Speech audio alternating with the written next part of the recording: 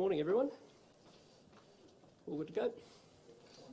Well, it's 10 p.m. last night, just off the coast of the Bay Islands. Cyclone Alfred was a Category 2 until midnight when it was downgraded to a Category 1.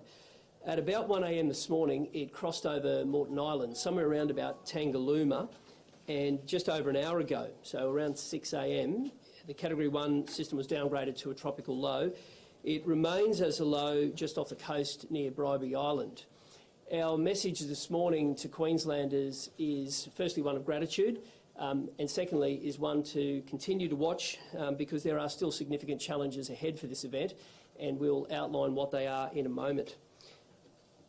Those four key challenges, waves, wind, rainfall and flooding, have been those four stages that different areas have worked through at different times. I want to start with wind. Overnight, we recorded some wind speeds, including 107 kilometres at the Gold Coast Seaway, 93 kilometres per hour at the Brisbane Airport and 85 kilometres per hour at Redcliffe. We have seen some damage to some buildings.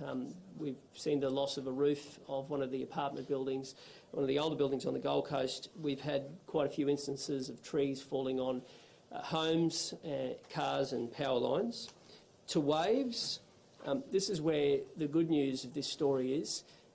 As the system didn't cross the coast on high tide, those prospects of storm tide inundation, Queenslanders were spared from that. To have no homes reported still right now that have had storm tide inundation is really a tremendous result. We have seen some extreme erosion because of it on the beaches, and there'll be some considerable damage there, and we've spoken about what that looks like to some of the key infrastructure on the beaches, particularly on the Gold Coast. But the fact that we have avoided the storm tide surge is a great story in all of this. The big challenge in the next few days is rainfall, and in a moment I'm going to ask Matt from the Bureau to unpack what that looks like, but just to give you an indication of what occurred in the past 19 hours, we've had 240 mils recorded at Springbrook, 200 millimetres at Tallabudra and 100 millimetres at Mount Cotton.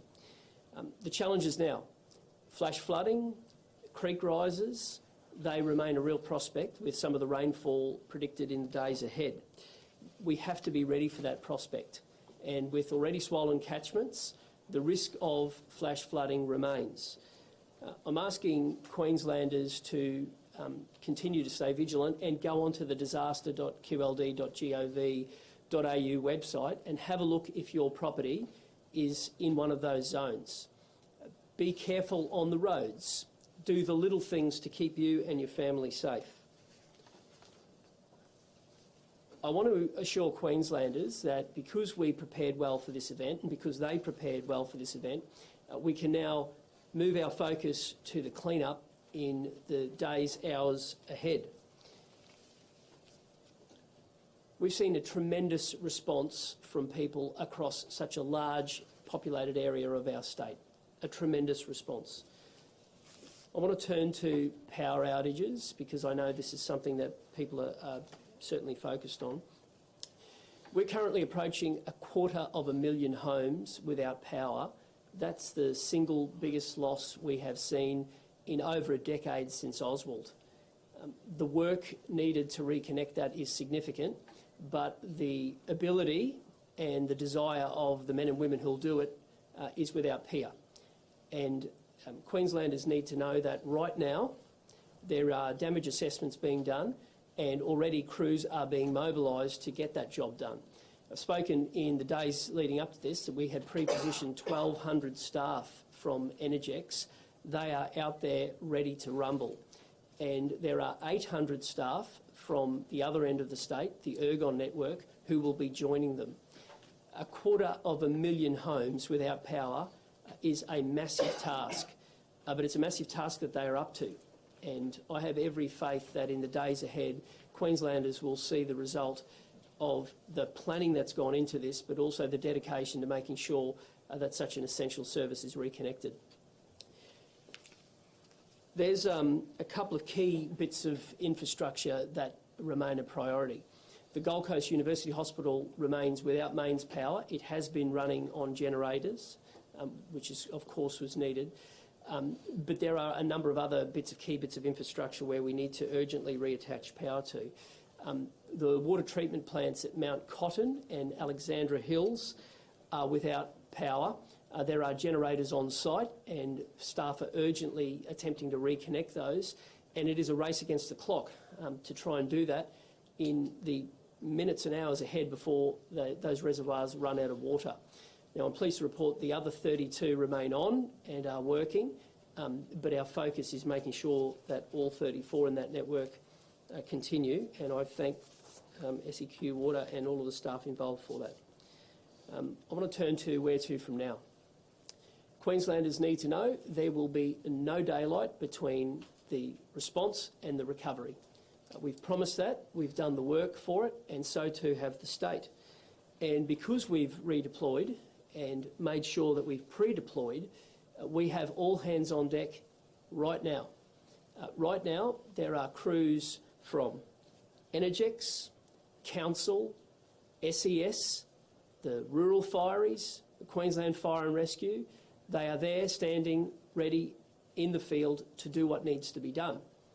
And it is going to be a big task, but it's a task that we are up to and a task that Queenslanders will respond to.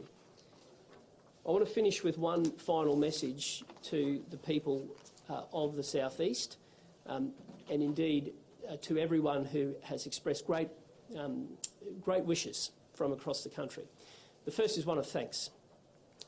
I want to thank the way that the nation and indeed right across the state, people have looked and lent their love and support during a difficult time. I want to thank the people in a largely populated area, the vast majority of whom have never been through a cyclone before, and I can imagine would have been pretty daunting last night. Many with no power, wind and rain, and yet they did exactly what was needed. And I really want to thank people for the way that they handled this experience. Likewise, I want to thank the crews who are out there to see the job through, and that will occur. There remains a real risk of flooding in the days ahead, but this isn't anything that this part of the state hasn't dealt with before. It's a challenge that Queenslanders have risen to time and time again, and it's a challenge that they'll rise to yet again this time. And I have every faith in the days ahead. Despite those challenges, Queenslanders will continue to take this in their stride. Thanks very much.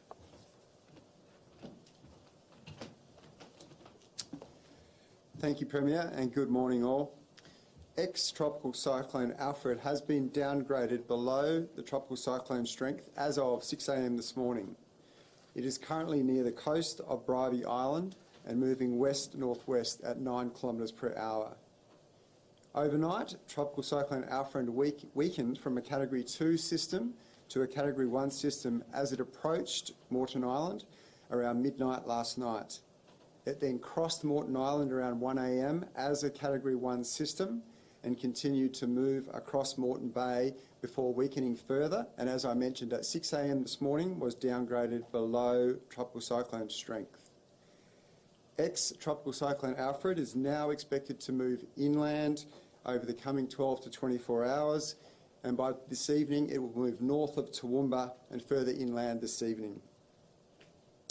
A severe weather warning remains in place across the southeast, with the risk of locally heavy to intense rainfall and the potential for damaging wind gusts continuing. The primary concern within the severe weather warning is for those locally intense and very heavy rainfall amounts, but there also is the chance of damaging wind gusts with the system or with those rain showers and thunderstorms as the system moves inland.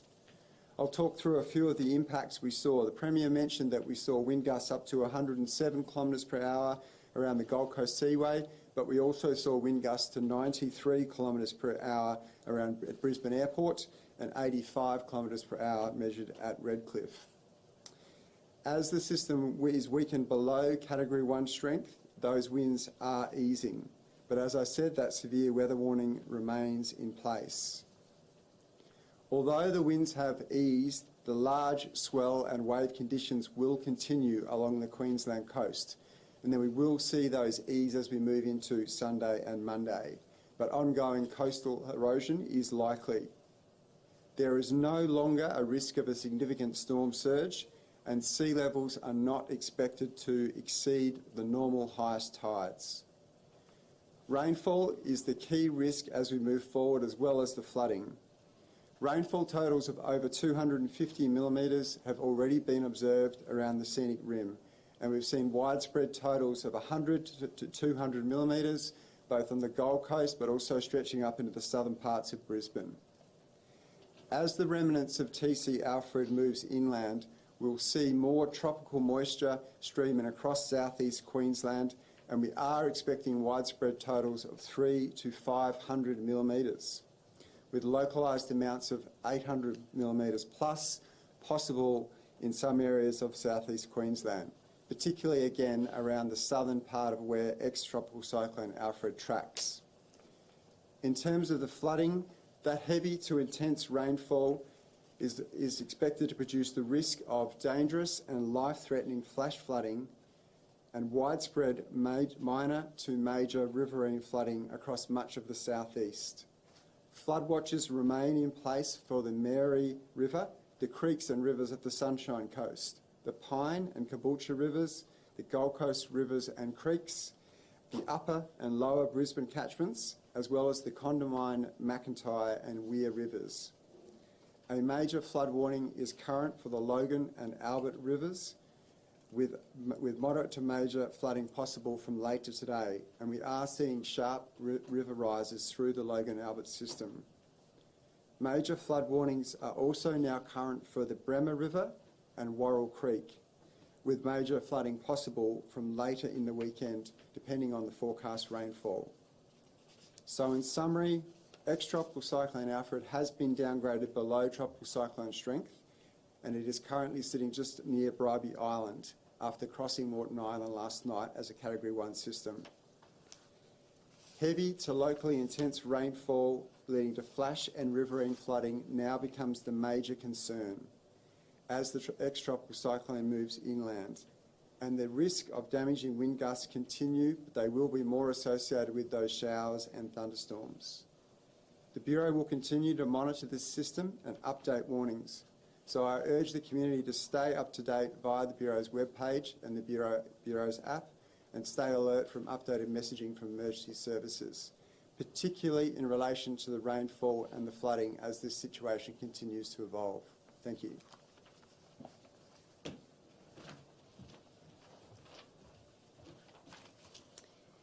Good morning, everybody. Well, people have done a phenomenal job listening to warnings, following advice and preparing themselves and their homes.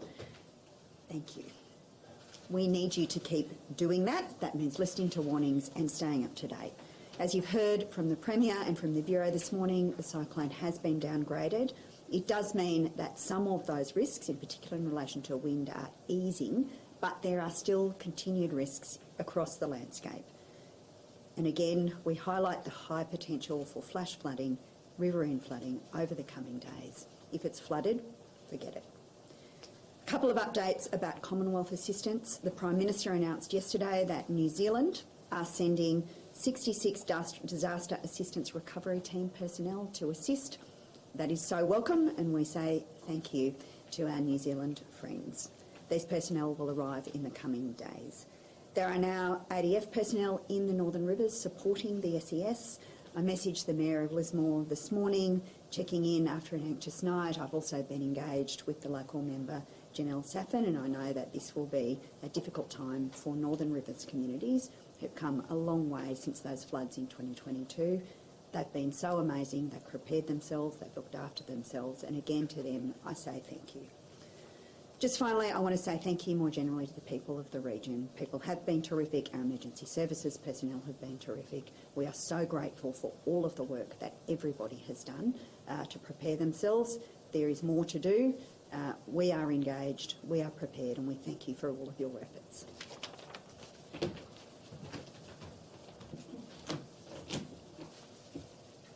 Good morning. I can confirm that we've had no loss of life and we have no missing persons as a result of this flood event, which is, frankly terrific at this stage. Overnight, we responded to a large number of jobs with trees down, damaging houses in suburbs such as Eleonora, Robina, Mount Cotton, Eden's Landing, and we've seen a lot of vegetation down, power lines down right across the Gold Coast and Brisbane areas. We did see an apartment complex in Labrador on the Gold Coast suffer damage.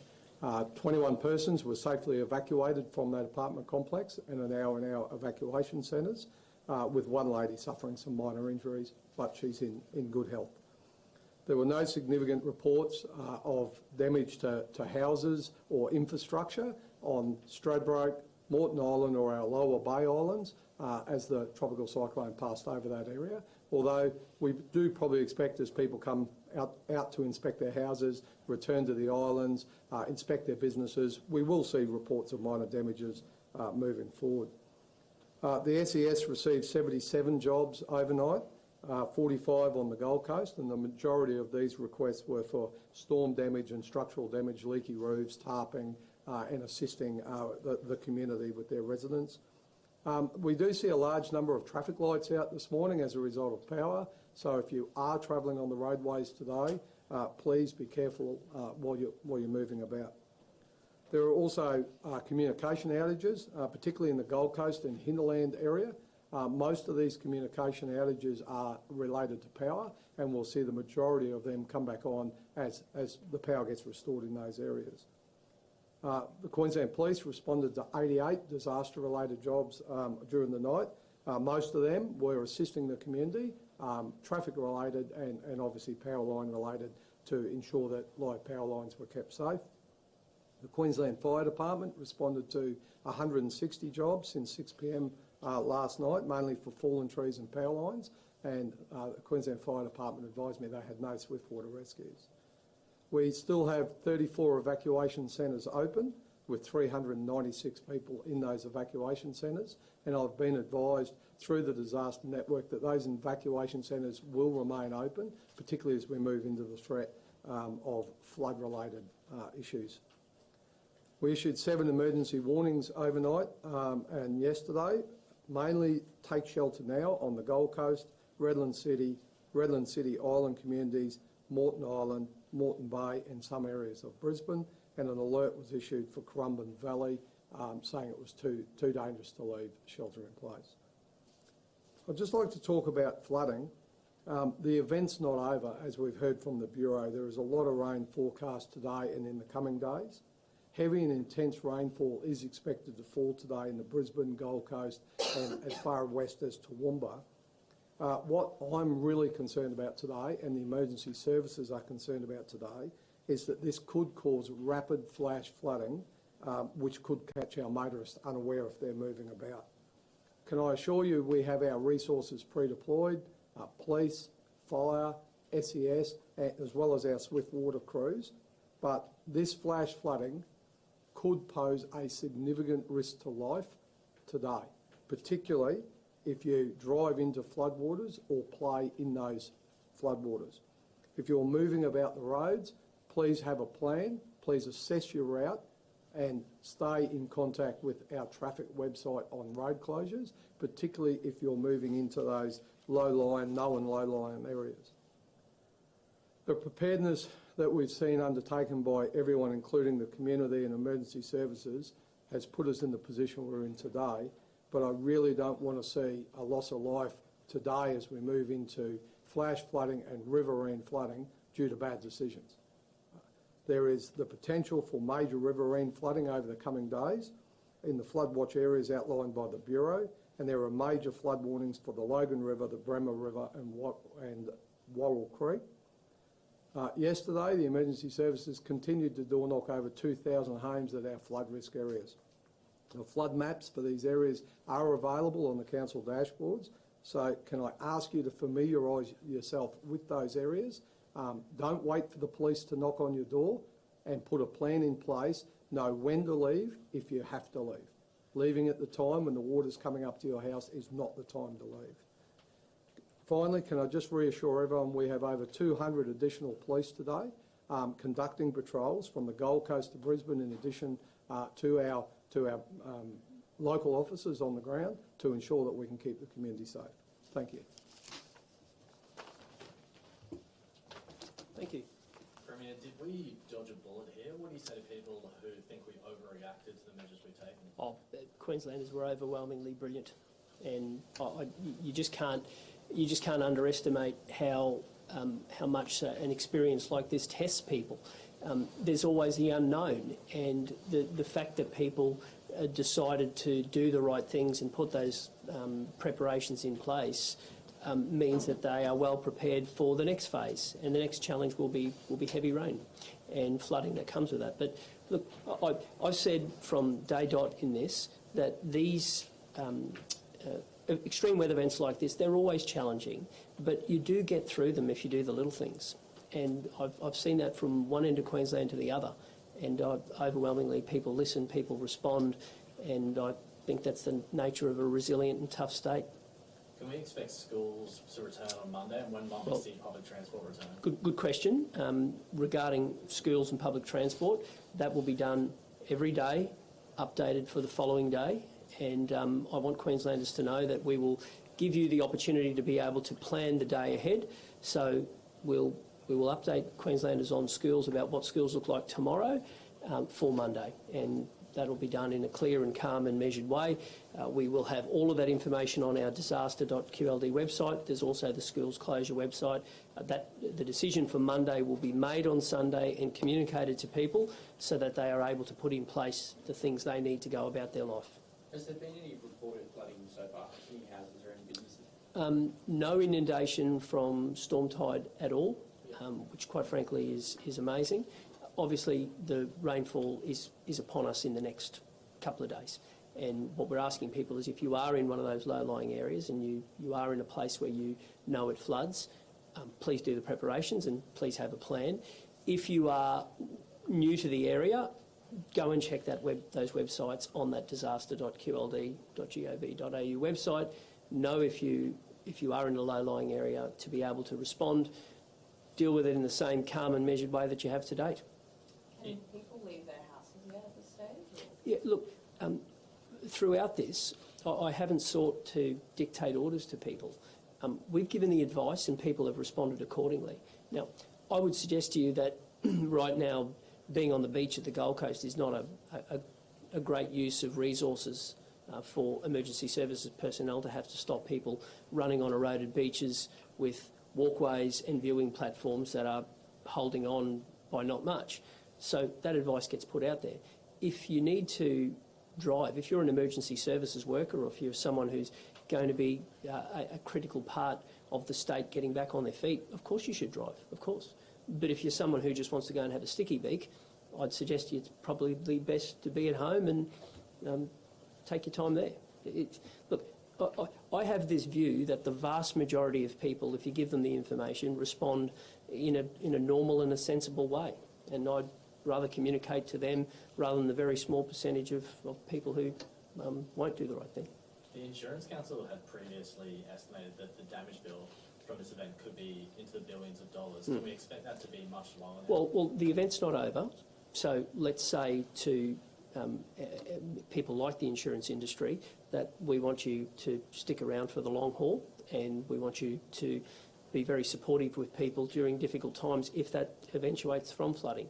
In the meantime, those people who have had impacts, and we've got some reports of trees on homes and people have lost cars, and that's always very difficult for them.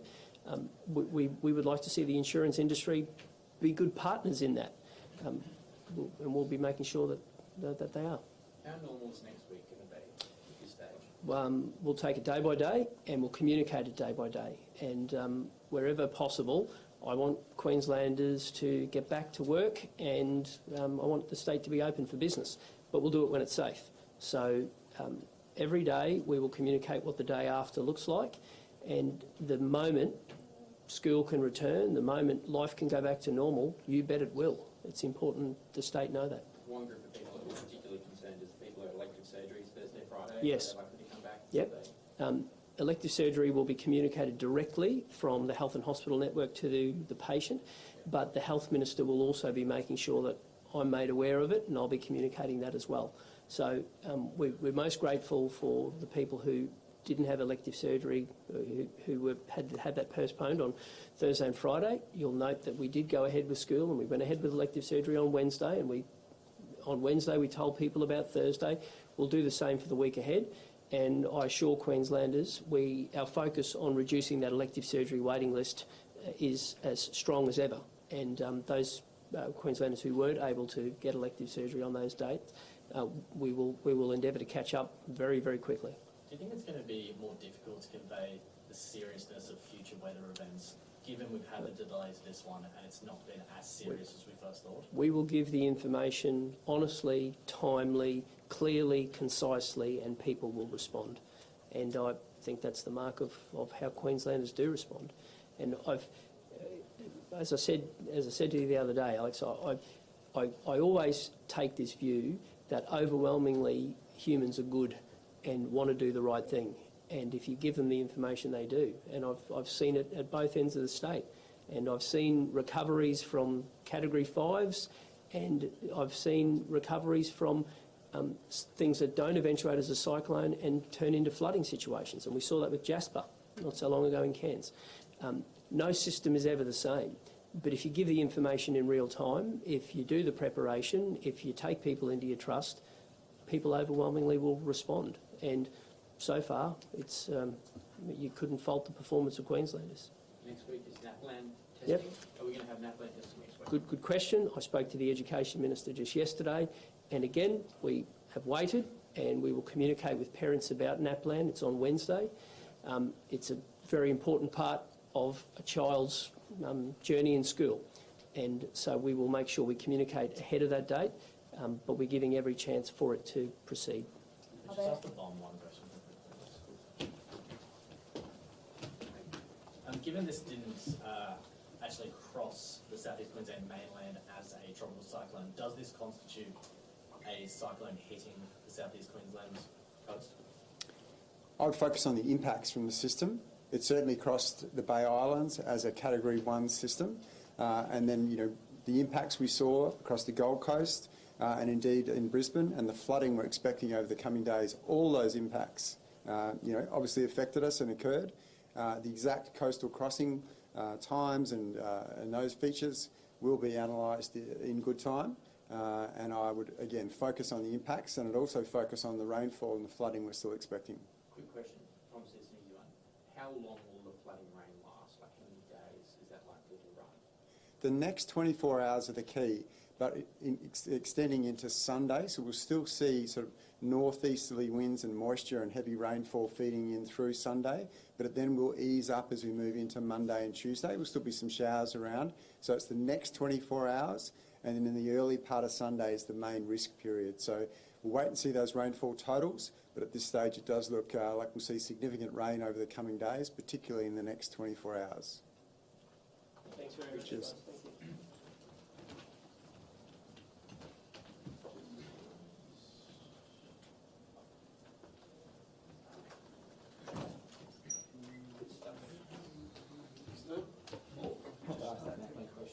Yeah, no, we were literally talking about yesterday.